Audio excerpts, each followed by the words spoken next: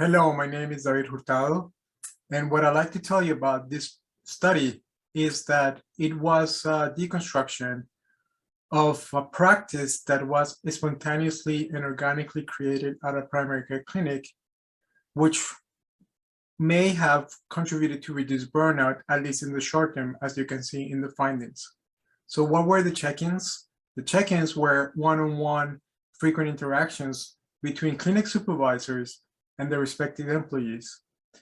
In these confidential and private meetings, they discuss the things that was bringing them stress, the things that could be changed, and the things that, or the aspects of the work that were affecting their family life and vice versa.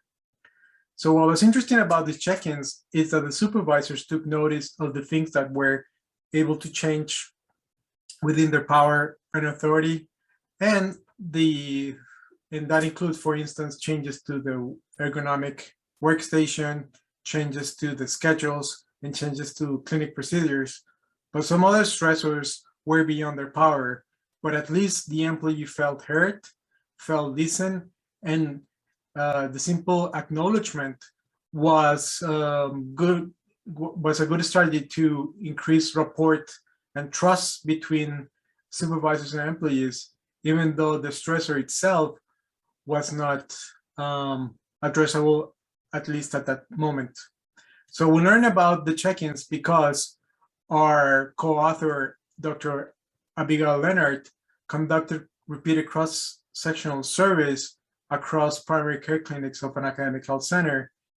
And her results showed that one clinic was able to reduce burnout prevalence, which was measured with the Mini-Z questionnaire, whereas the rest of the clinics were trending upwards. So that's how we learn about the check-ins.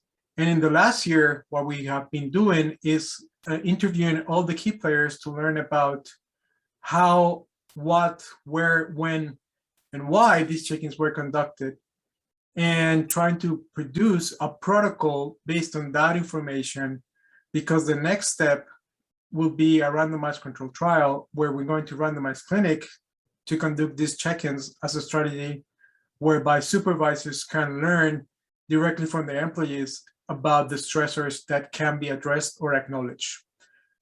This is not a research-minded presentation, meaning that this is a reconstruction of a practice, but the next step will try to circumvent all the methodological limitations that we found here.